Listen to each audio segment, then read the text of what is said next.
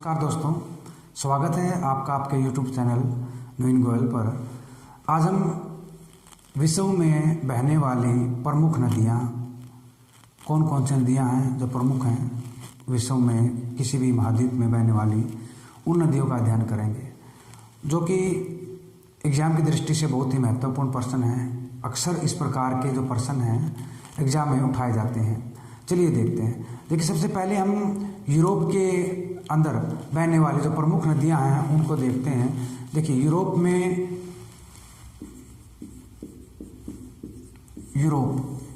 के अंदर जो नदियां हैं, यहाँ पर कई नदियां हैं जो कि महत्वपूर्ण है, बनती है एग्जाम की दृष्टि से। एग्जाम में यहाँ से क्वेश्चन यहाँ से पूछे जाते हैं। सबसे लंबी नदी की बात की जाए, यूरोप की सबसे लंबी नदी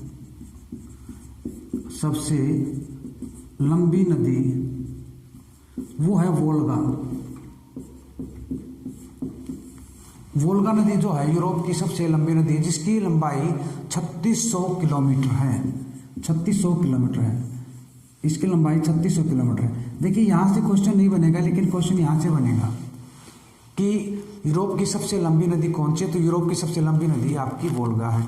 इसके बाद बनेगा कि यूरोप की व्यापारिक दृष्टि से सबसे महत्वपूर्ण नदी कौन सी है, वो है डेन्यूब। डेन्यूब नदी व्यापारिक दृष्टि से, यानी सर्वाधिक व्यापार की दृष्टि से होने वाले जो व्यापार है उसकी दृष्टि से डेन्यूब नदी सबसे महत्वपूर्ण नदी है, यहाँ की डेन्यूब नदी। इसके बाद है कुछ शहर हैं जिनके, जैसे कि लंदन शहर है, जैसे कि आपका पेरिस शहर है। तो जो टेम्स नदी है, टेम्स नदी, लंदन शहर इसी नदी के किनारे बसा हुआ है। टेम्स नदी के किनारे कौन सा शहर बसा है? लंदन। टेम्स नदी के सहारे बसा हुआ है लंदन। और सीन नदी के सहारे बसा है पेरिस। जो पेरिस शहर है वो सीन नदी के किनारे बसा हुआ है। इसके देखिए, ये थी यूरोप की कुछ महत्वपूर्ण नदियाँ। इसके बाद हम एक नदी और है यूरोप की, जिसे हम राइन नदी कहते हैं। राइन नदी, ठीक है। राइन नदी यूरोप की ही एक महत्वपूर्ण नदी है। जर्मनी में ये नदी बहती है। और इस नदी की विशेषता क्या है? ये राइन जो नदी है ये कोयले क्षेत्र से, यानी कि एक भ्रंश घाटी है, वहाँ से बहती है, ठीक है। भ्रंश घाटी से होकर बहती है, इसी कारण से इसे कोयला नदी भी कहते हैं। कोयला नदी भी इसको कहा जाता है, भ्रंश घाटी से बहती है। व्यापारिक दृष्टि से ये भी बहुत ही महत्वपूर्ण नदी है। यानी कि सबसे व्यस्त मार्ग वाली नदी कौन सी है? अगर यूरोप की सबसे व्यस्त व्यापारिक मार्ग वाली नदी कहेंगे तो वो है राइन नदी, ठीक है। तो ये थे हमारे यूरोप के कुछ नदियाँ, महत्वपूर्ण नदियाँ। अगला महाद्वीप है हमारा अफ्रीका महाद्वीप।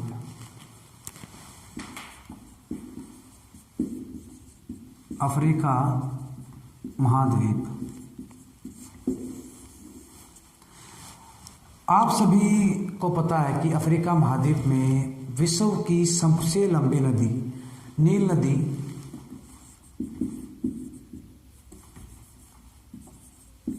विश्व की सबसे लंबी नदी कौन सी है? नील नदी है, जिसकी लंबाई है 6690 किलोमीटर। 6690 किलोमीटर ये नदी कहाँ से निकलती है? विक्टोरिया झील से। विक्टोरिया झील से ये नदी निकलती है। महत्वपूर्ण प्रश्न, कहाँ से निकलती है? विक्टोरिया झील से नदी निकलती है। और मिस्र की जो सभ्यता है वो इसी नील नदी के किनारे फली फूली। और मिस्र देश की राजधानी भी यहीं पर है, काहिरा। मिस्र देश की जो राजधानी है वो है काहिरा। काहिरा मिस्र देश की राजधानी है, ठीक है। अब नई राजधानी वो मरुस्थल में बसा रहे हैं। इसके बाद है कांगो नदी।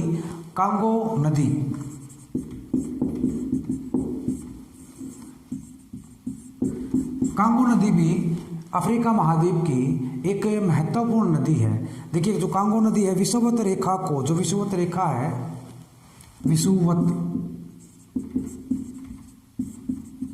रेखा, विषुवत रेखा को 2 बार काटने वाली एक महत्वपूर्ण नदी है। कौन सी? आपकी कांगो नदी। इसी के बाद एक लिम्पोपो नदी, लिम्पोपो नदी। लिम्पोपो नदी भी जो है वो मकर रेखा को 2 बार काटती है। मकर रेखा को 2 बार काटने वाली नदी। एसएससी यहाँ से क्वेश्चन पूछ चुकी है कि भूमध्य रेखा को या विषुवत रेखा को कौन सी नदी 2 बार काटती है? कांगो है।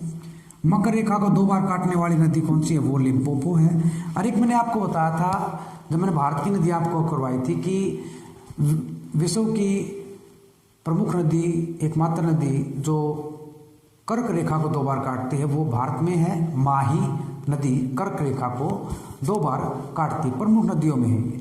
ठीक है। इसके बाद है एक नदी और जाम्बिया, जाम्बेजी, जाम्बेजी नदी। जो जाम्बेजी नदी है उसके ऊपर विक्टोरिया नाम का जलप्रपात है। विक्टोरिया नाम का जलप्रपात है।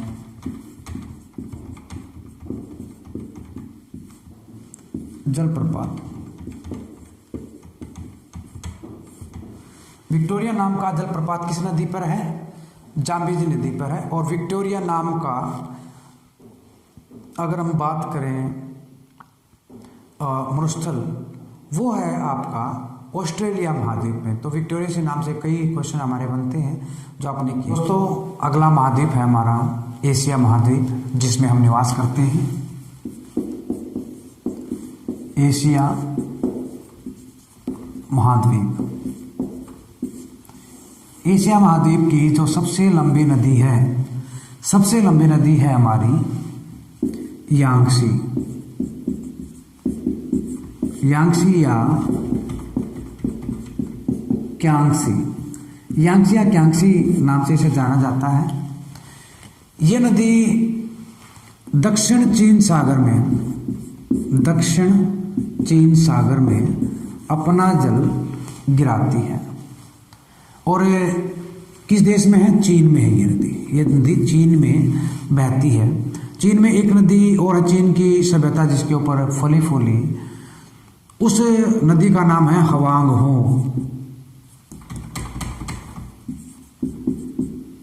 हवांग हो नदी, जिसे पीली नदी भी कहा जाता है।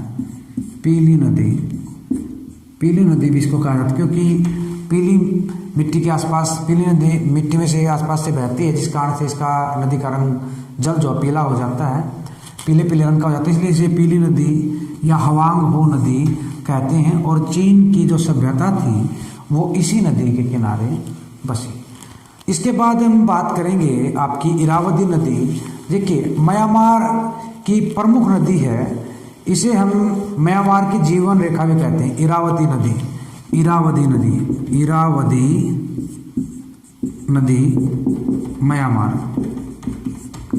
ठीक है, म्यांमार में बहती है इरावदी नदी। इस जीवन रेखा, म्यांमार की जीवन रेखा मतलब जीवन दायिनी है, एक प्रकार जीवन प्रदान करती है, क्योंकि किसी भी देश के लिए वहाँ की जल संपदा का होना बहुत जरूरी है, क्योंकि वो उस देश की जीवन रेखा का आधार होता है। वहाँ के लोगों की जीवन देने का, वहाँ की आजीविका के लिए कृषि करने का प्रमुख आधार होता है।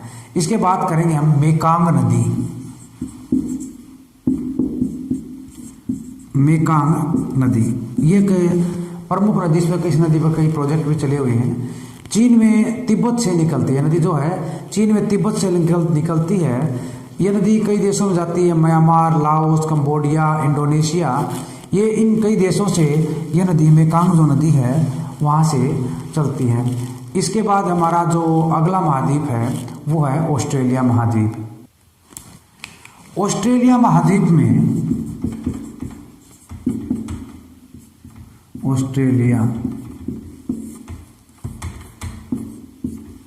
ऑस्ट्रेलिया महाद्वीप में वहाँ की जो सबसे लंबी नदी है मरेव डार्लिंग, मरेव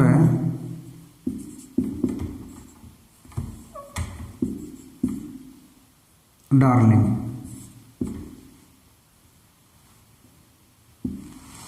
मरे हुए जो डार्लिंग नदी है ये ऑस्ट्रेलिया की सबसे महत्वपूर्ण नदी है, लंबी नदी भी है क्योंकि आपस में दोनों जुड़ी हुई है। ठीक है, इसके बाद हम बात करेंगे उत्तरी अमेरिका की नदियाँ। उत्तरी अमेरिका की जो मिसिसिपी नदी है, उत्तरी अमेरिका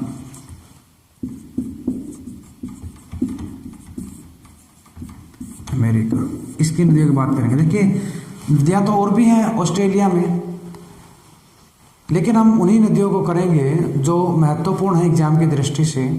सभी नदियों के पर न जाकर सिर्फ एग्जाम के पॉइंट ऑफ व्यू से जो नदियाँ महत्वपूर्ण बनती हैं उन्हीं को करेंगे हम।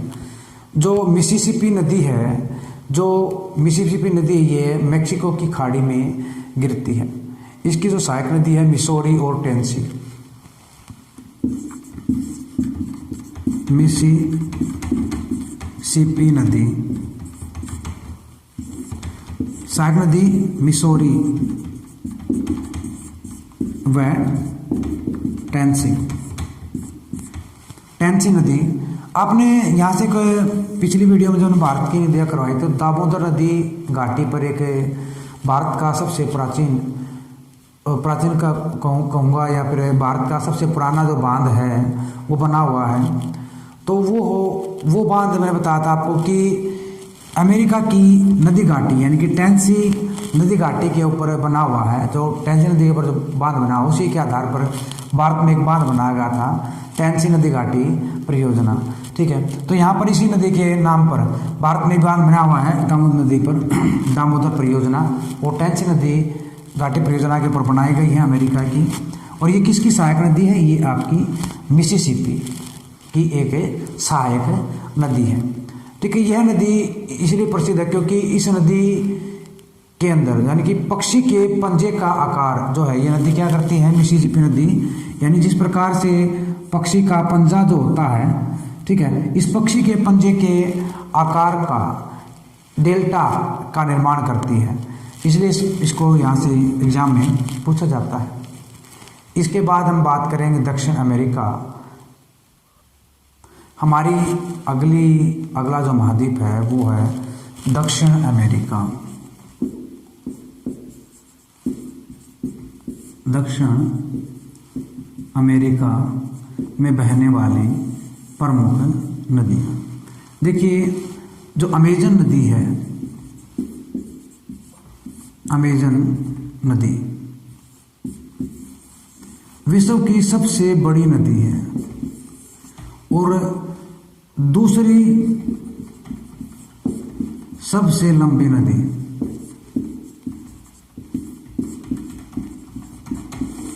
दूसरी सबसे लंबी नदी और विश्व की सबसे बड़ी अर्थात कहेंगे चौड़ी नदी। चौड़ी नदी है, इसके अंदर जल ग्रहण करने की क्षमता है और नदियों की अपेक्षा सर्वाधिक है। ये कहाँ से निकलती है? एंडीज पर्वत से निकलती है। एंडीज पर्वत श्रृंखला, ये नदी जो है एंडीज पर्वत श्रृंखला से निकलती है। जो एंडीज पर्वत श्रृंखला है ये भी अपने आप में जानी मानी पर्वत श्रृंखला है। विश्व की सबसे लंबी अगर पर्वत श्रृंखला पूछी जाती है तो वो एंडीज पर्वत श्रृंखला है। यदि टिटिकाका झील पूछी जाए तो वो भी यहीं पर है। और इसके बाद अगर बात की जाती है कि विश्व की सबसे ऊंची पर्वत श्रृंखला, तो आपको सभी को पता है कि वो पर्वत श्रृंखला आपकी है हिमालय पर्वत श्रृंखला। तो इस प्रकार से आज हमने विश्व की महत्वपूर्ण नदियाँ की। अब हम विश्व की प्रमुख नहरें, विश्व की 2 प्रमुख नहरें बहुत ही महत्वपूर्ण हैं। पहले अगर बात की जाए पनामा नहर। पनामा नहर पनामा देश के अंतर्गत आती है, पनामा देश के नियंत्रण में है। ये 2 महासागरों को जोड़ने का काम करती है। एक तो प्रशांत महासागर, प्रशांत महासागर जो विश्व का सबसे सबसे बड़ा सागर भी है, विश्व का सबसे बड़ा सागर, वह अंध महासागर,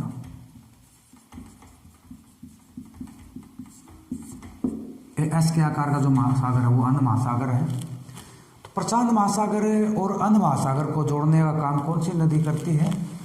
पनामा नहर। पनामा नहर जो है नदी नहीं है, नहर है। देखिए, पहले प्रशांत महासागर को अंध महासागर में अगर यूरोप में जाना होता था प्रशांत महासागर से, तो काफ़ी लंबी दूरी का फासला तय करना होता था। अब इस नहर के जरिए आसानी से कुछ एक दिनों के अंदर, 2 से 3 दिन के अंदर हम इस नहर को पार कर सकते हैं और जो यूरोपीय देश हैं उनके साथ व्यापार कर सकते हैं।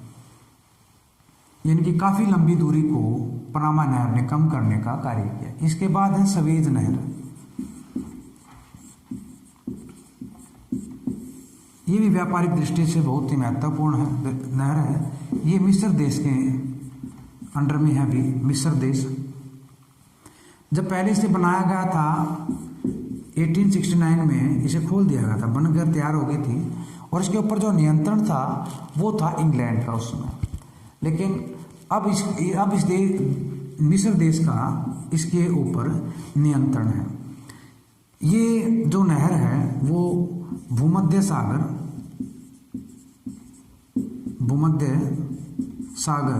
तथा लाल सागर, भूमध्य सागर और लाल सागर को मिलाने का काम कौन सी नहर करती है? वो सवेज नहर करती है। आपको पता है कि इस प्रकार से ये हमारा महाद्वीप है, ये अफ्रीका महाद्वीप है और ये आपका यूरोप महाद्वीप है। तो इसके यहाँ पर ये नहर बनाई गई थी, ये मिस्र देश है, यहाँ पर ये नहर बनाई गई, जिस कारण से ये काफ़ी लंबी जो दूरी थी, पहले यहाँ से इस तरह से लोग घूमकर यात्रा करते थे, यूरोप जाते थे, लेकिन अब डायरेक्ट इस स्थान से यहाँ से सीधे वो यूरोप में प्रवेश कर सकते हैं। एक काफ़ी लंबी जो दूरी थी उसको कम करने का काम किया सवेज नहर ने। देखिए, आज हमने विश्व की कुछ महत्वपूर्ण जो नहरें थी और महत्वपूर्ण नदियाँ की, यदि आज आपको मेरा पढ़ाया गया पसंद आया हो तो उसे अवश्य लाइक, शेयर और सब्सक्राइब जरूर कीजिएगा। धन्यवाद।